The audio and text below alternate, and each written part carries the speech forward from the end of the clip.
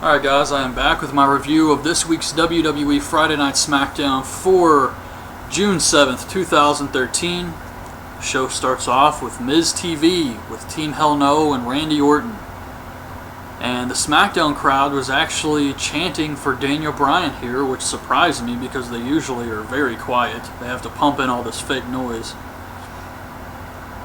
But Miz says, "Do you feel that people still look at you like a goat-faced vegan troll?"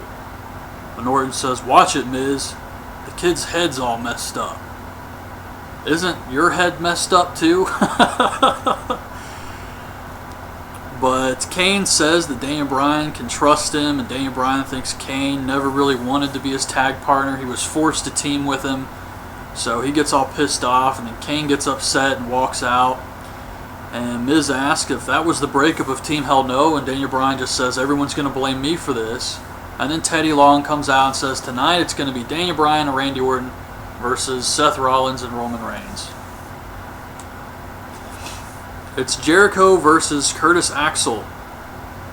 Axel says Jericho will learn what it means to be perfect. Heyman does commentary for this match. Axel goes for the perfect plex, but Jericho gets him in the walls of Jericho. Axel gets the ropes and rolls out of the ring. And then Heyman stands on the table and says, "It's clobbering time." CM Punk's music hits, so Jericho's staring at the ramp. Axel runs back in and rolls up Jericho for the win. Afterwards, Jericho's all pissed off, and he attacks Axel, hits the codebreaker on him. It's gotta really suck to go to a live SmackDown show and they tease you with the big stars, like mentioning Cena and CM Punk's music, and you never get to see any of these guys. Ryback runs into Kane backstage, and he laughs about what he did to Daniel Bryan, and Kane says, "Do you think you can do that to me?" And he says Ryback's rules don't apply to him. Del Rio versus Heath Slater. Why wouldn't you want to go to a live SmackDown taping? My God, they actually advertised one near my area. Greensboro, North Carolina. I'm not sure when it is. It may be next Tuesday. I don't know. But why wouldn't you want to go when you have great matches like this? Del Rio versus Heath Slater. So McIntyre and Jinder Mahal attack Del Rio before the bell. Del Rio fights them off, makes them look like jokes. Gets Slater in the arm breaker. Slater taps out. Match never even gets started.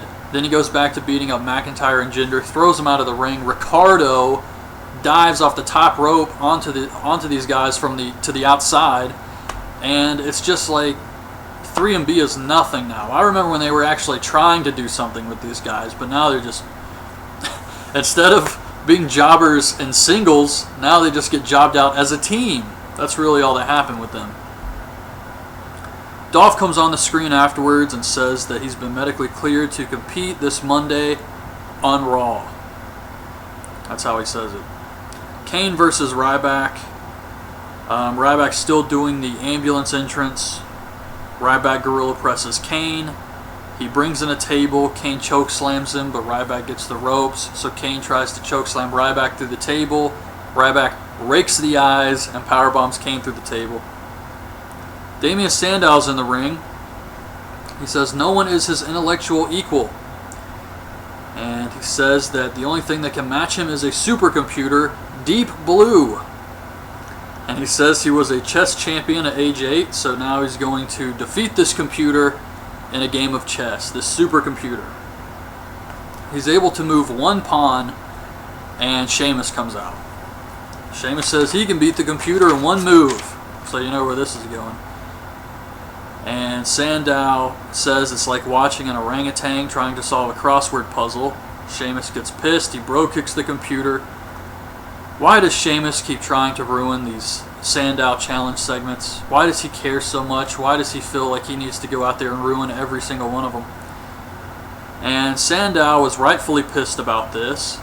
Sheamus throws the table and says, "You want to go?" Even though Sandow has a right to be pissed off, and Sandow attacks him and beats the shit out of him, throws him repeatedly into the table, and then leaves. So this was awesome.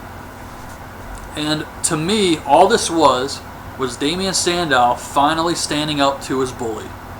He's been bullied by this guy for weeks now, and Sandow finally had enough and kicked the shit out of him. That's what happened here. Sandow is clearly the babyface. Backstage, Orton asks Bryan to put aside his personal problems. Bryan tells him to stay out of his way, and Orton says he doesn't like him.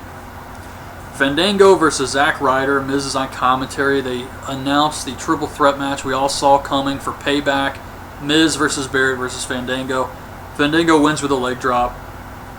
They tell us that Kofi is going to be out for a couple of months because of Ryback putting him through all those tables. Caitlyn tells Natalya she will meet her secret admirer on Raw. Natalya says this guy could be a creep. Caitlyn says if he was a creep, he wouldn't be texting me, he would be texting you. Ouch. Bryan and Orton versus Rollins and Reigns. Bryan gets a hot tag and beats the crap out of Rollins and Reigns. At least when he gets a hot tag, he tries to do some new stuff. Unlike Orton's hot tags where he just runs out, clothesline, power slam, drop DDT, the same shit, maybe a drop kick. But at least he tries some new stuff here.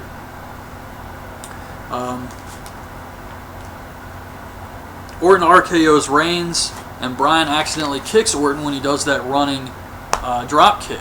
He was trying to hit Rollins, he accidentally hits Orton. So Rollins rolls him up, but Daniel Bryan turns it into the no-lock, and Ambrose hits the ring. He beats up Daniel Bryan, the Shield attacks him. Daniel Bryan still fights them off. He still fights off the Shield, and then when he turns around, Randy Orton hits the RKO on Daniel Bryan. And you can hear the fans booing Randy Orton. So that was the end of SmackDown. I don't know what this means, if they're going to try to turn Orton heel. I did hear a rumor that WWE wants to do Daniel Bryan versus John Cena at Money in the Bank, with Daniel Bryan still being a babyface. And I would love to see that happen. If they can keep this going with Daniel Bryan, he's got this new attitude, but he's still a babyface, this could be great for him. So I would much rather see Orton versus Daniel Bryan with Orton turning heel. And because they've been teasing it so long now, this Orton heel turn, I'm never really sure if it's going to happen. But I think this SmackDown, with Orton hitting the RKO on Daniel Bryan and getting booed, is the closest they've come to turning Orton heel. I mean, SmackDown's a taped show. So if they wanted to put in or lower the boos or whatever, they could have done that. But they wanted you to hear Randy Orton getting booed.